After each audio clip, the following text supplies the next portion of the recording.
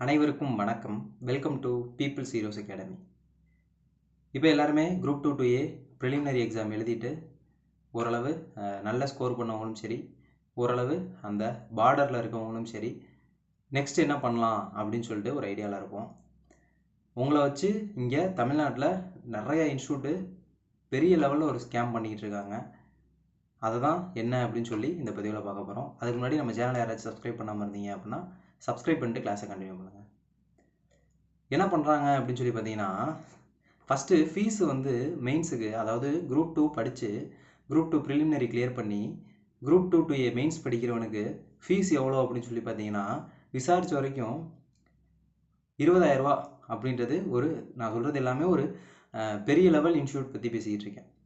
அவங்க எல்லாருமே என்ன சொல்கிறாங்கன்னா, ஒரு 20,000 ரூபா ஃபீஸு, 25,000 ரூபா ஃபீஸு, 40,000, 50,000, 1,00,000, 2க்கு 50,000, 2Aக்கு 50,000, ரெண்டும் சேர்த்து எங்கள்கிட்ட போட்டிங்கன்னா உங்களுக்கு டிஸ்கவுண்ட்டு 80,000 அப்படின்ட்டு.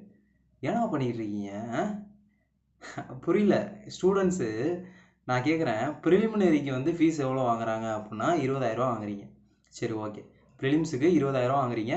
டிஎன்பிஎஸ்ஸை பற்றி ஆவரேஜாக ஒரு 20,000லேருந்து 50,000, 1,00,000 ரூபா, 2,00,000 ரூபா வரைக்கும் போகுது. ஓகேவா?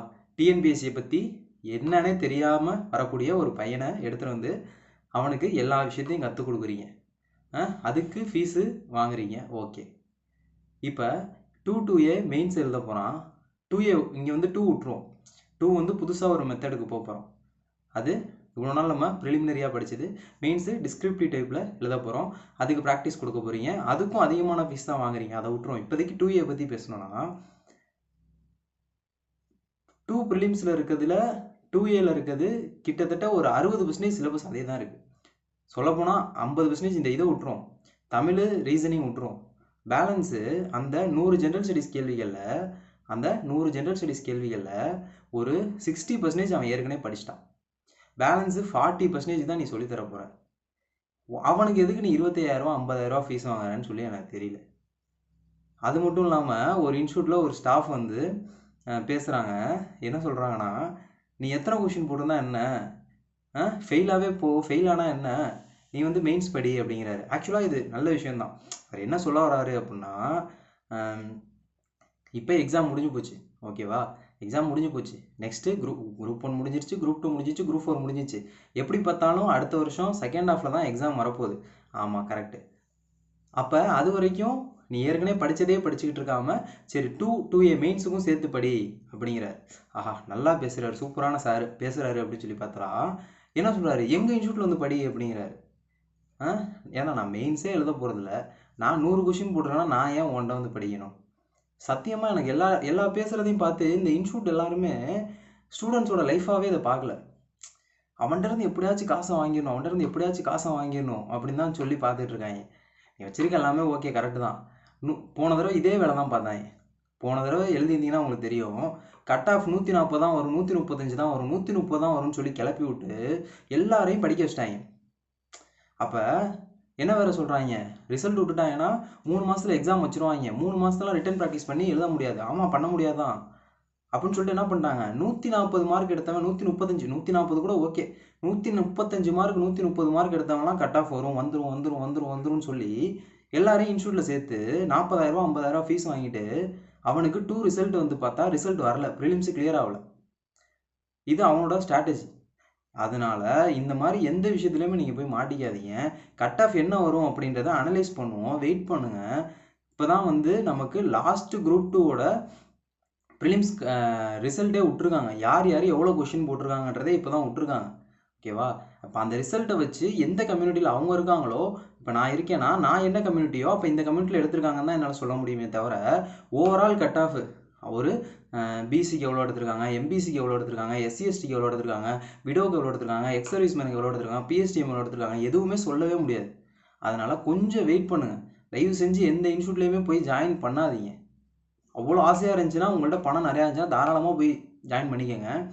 வெயிட் பண்ணுங்கள், அஃபிஷியல் கீ வரட்டும். கீ வந்துட்டு நமக்கு இப்போ கொஞ்ச நாளில் கண்டிப்பாக என்ன பண்ணிடுவாங்கன்னா, லாஸ்ட் குரூப் 2ஓட கட் ஆஃப் என்ன அப்படின்னு சொல்லி ரிலீஸ் பண்ணிடுவாங்க. குரூப் 1ஓட கட் ஆஃப் ரிலீஸ் பண்ணாங்கல்ல, அதே மாதிரி குரூப் 2ஓட கட் ஆஃப்னு அவங்க ரிலீஸ் பண்ணிடுவாங்க. ரிலீஸ் பண்ணதுக்கப்புறம் போன இயருக்கு என்ன வந்திருக்கோ அதை விட ஒரு 2 கொஷின் 3 கொஷின் நம்ம எக்ஸ்ட்ரா போட்டிருந்தோம். ஏன்னா போன தடவை எக்ஸாம் ஈஸி, ஓகேவா? தமிழில் 95 போட முடிஞ்சு, இந்த தடவை அவ்வளோ போட முடியல. அதனால கட் ஆஃபும் கொஞ்சம் கம்மியாக தான் வரும். அதாவது கட் ஆஃப் கொஞ்சம் ஈக்குவலாக தான் வரும். போன தடவை ஈக்குவலாக தான் வரும்.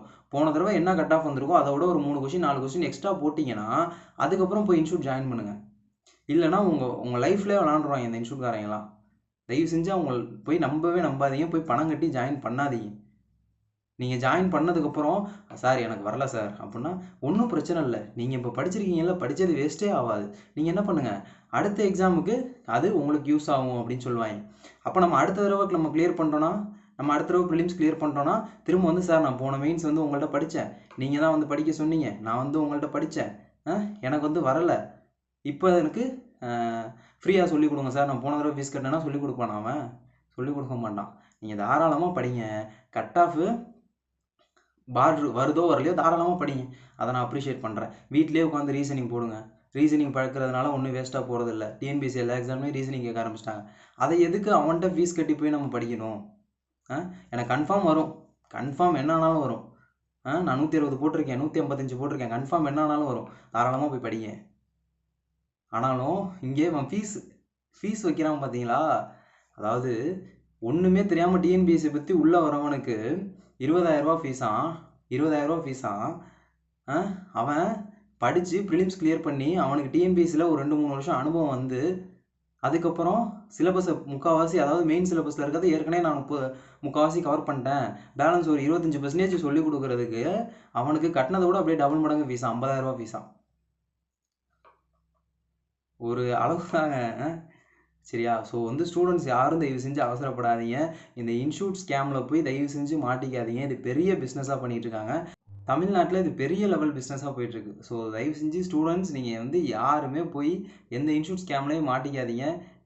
ஓகேங்களா? அதாவது 2Aக்கு சில 2 விட்டுரும், 2 ஓகே கோச்சிங் தர போகிறாங்க அப்படின்னாலும் அதுக்கு ஃபீஸ் அதிகம் தான். வேறு வழி இல்லை, நம்ம போய் தான் ஆகணும். இல்லைடா நமக்கு எங்கேயோ ஏதோ ஒரு இடத்துல சர்வீஸ் மைண்டடில் நிறைய பேர் பண்ணுவாங்க, லைப்ரரியில் பண்ணுவாங்க, அவங்கள்ட்ட கூட போய் படிக்கலாம். ஆனால் பெரும்பான்மையானோர் என்ன பண்ணுறோன்னா இன்ஸ்டியூட் போகணும் தான் சொல்லி ட்ரை பண்ணுறோம். அந்த இன்ஸ்டியூட்காரவங்க இந்த மாதிரிலாம் தான் நம்மளை ஏமாற்றிக்கிட்டு இருக்காங்க. கட் ஆஃப் கம்மியாக வரும்னு சொல்லுவான், 135 போட்டிருக்கியா வா கண்டிப்பாக உனக்கு வந்துடும் சொல்லுவான். தயவு செஞ்சு நம்பாதீங்க, சொல்கிறோம். ஓகேங்களா? அதே மாதிரி நீங்கள் படிக்கணும் அப்படின்னு சொல்லி விருப்பப்பட்டீங்கன்னா என்ன பண்ணுங்கள், கொஞ்ச நாள் என்ன பண்ணுங்கள், அதாவது நமக்கு சிபிடி ஒன்று புதுசு அப்படின்னு சொல்லி நம்மளை மைண்ட் வாஷ் பண்ணுவாங்க. சரி சிபிடி எனக்கு புதுசு, ஓகே. அந்த பார்டரில் இருக்க ஸ்டூடெண்ட்ஸ் சொல்கிறேன், சிபிடி எனக்கு புதுசு, ஓகே.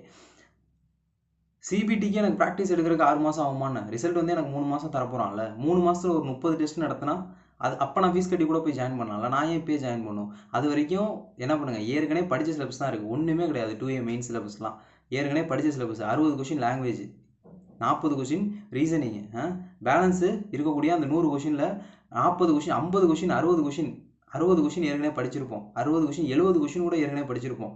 பேலன்ஸ் ஒரு 30 கொஷின் தான் புதுசாக படிக்க போகிறோம். அந்த 30 கொஷினுக்காக நம்ம இப்போயே போய் அவங்கள்ட்ட மாட்டணும் அப்படின்னு சொல்லி அவசியமே கிடையாது. அதனால் புரிஞ்சுக்கோங்க, ஓகேங்களா? ஓகே, இந்த மாதிரிலாம் பண்ணிக்கிட்டு இருக்காங்க. நல்லா பேசுவாங்க, யூடியூப்பில் வந்து சூப்பராக பேசுவாங்க அப்படியே. ஆனால் அங்கே நீங்கள் நேரில் போய் உங்கள்கிட்ட காசு வாங்குற வரைக்கும் சூப்பராக பேசுவாங்க. அந்த இதில் சொல்லுவாங்கள்ல, சொல்வதெல்லாம் உண்மையில நல்லா வாழைப்பழம் மாதிரி பேசுவாங்க மேடம் அப்படின்ட்டு, அந்த மாதிரி தான் பேசுவாங்க. ஆனால் நீங்கள் உங்கள்கிட்ட பணத்தை வாங்கிட்டாங்கன்னா தான் அவங்களோட சுயரூபம் உங்களுக்கு தெரியும், அவங்க என்னென்ன ஸ்கேம் பண்ணுறாங்க அப்படின்றது தெரியும். அதனால் கொஞ்சம் வெயிட் பண்ணுங்கள், ஓகேங்களா? கன்ஃபார்ம் எனக்கு வந்துடும், எனக்கு என்ன ஆனாலும் பரவாயில்ல, என்னால் எவ்வளோ பணம் கட்டி வேணாலும் படிக்க முடியும் அப்படின்றவங்க தாராளமாக படிங்க. நிறைய பேர் கஷ்டப்படுற ஸ்டூடெண்ட்ஸ் போய் கஷ்டப்பட்டு தேவையில்லாத ஒரு தப்பான இன்ஸ்டியூட்டில் போய் மாட்டிக்கிறாங்க. அவங்களுக்கு கோச்சிங்கும் ஒழுங்காக தரது கிடையாது, ஃபீஸும் அதிகமாக வாங்கிட்டு அவங்களோட காசுக்காக, ஒரு 20,000 ரூபா காசுக்காக ஒருத்தனோட கெரியரையே ஸ்பாயில் பண்ணுறாங்க. அதை தான் சொல்ல வரோம், ஓகேங்களா? அதனால் கொஞ்சம் வெயிட் பண்ணுங்கள். கண்டிப்பாக நமக்கு அந்த கீ விடட்டும்.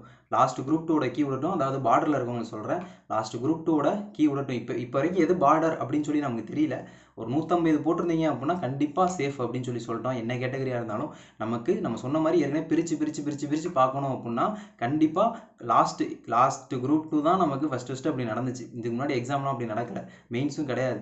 லாஸ்ட் குரூப் 2 தான் நடந்திருக்கு, ரீசெண்டாக நடந்திருக்கு. அந்த எக்ஸாமுடைய கட் ஆஃப் ரிலீஸ் பண்ணிடுவாங்க. மார்க் விட்டுட்டாங்க, கண்டிப்பாக ரிலீஸ் பண்ணிடுவாங்க. ரிலீஸ் பண்ணதுக்கப்புறம் அதோட 3 கொஸ்டின் 4 கொஸ்டின் எக்ஸ்ட்ரா போட்டிருந்தீங்கன்னா கண்டிப்பாக நீங்கள் படிங்க. ஓகேவா? எந்த இன்ஸ்டியூட்லையும் போய் மாட்டிக்காதீங்க. நம்ம அனுபவத்தில் சொல்கிறோம். இது வந்து பெரிய லெவல் பிஸ்னஸாக போயிட்டுருக்கு. தமிழ்நாடு மட்டும் இல்லை, இந்தியா லெவலாக இதான் பிஸ்னஸ் போயிட்டுருக்கு. அதனால் அவங்கள்ட்டலாம் போய் மாட்டிக்காதீங்க. உங்களுக்கு எந்த ஹெல்ப்பாக இருந்தாலும் நீங்கள் கண்டிப்பாக வந்து நீங்கள் நம்மளை காண்டாக்ட் பண்ணுங்கள். டெலிகிராமில் காண்டாக்ட் பண்ணுங்கள். நம்ம வெப்சைட் லிங்க்கு கொடுத்துருப்போம், நம்ம டெலிகிராம் லிங்க் கொடுத்துருப்போம். நீங்கள் எதில் வேணாலும் வந்து காண்டாக்ட் பண்ணி எந்த டவுட்டாக இருந்தாலும் கேளுங்க. ஓகேங்களா? ஓகே, நம்ம இன்னொரு வகுப்பில் சந்திப்போம். நன்றி, வணக்கம்.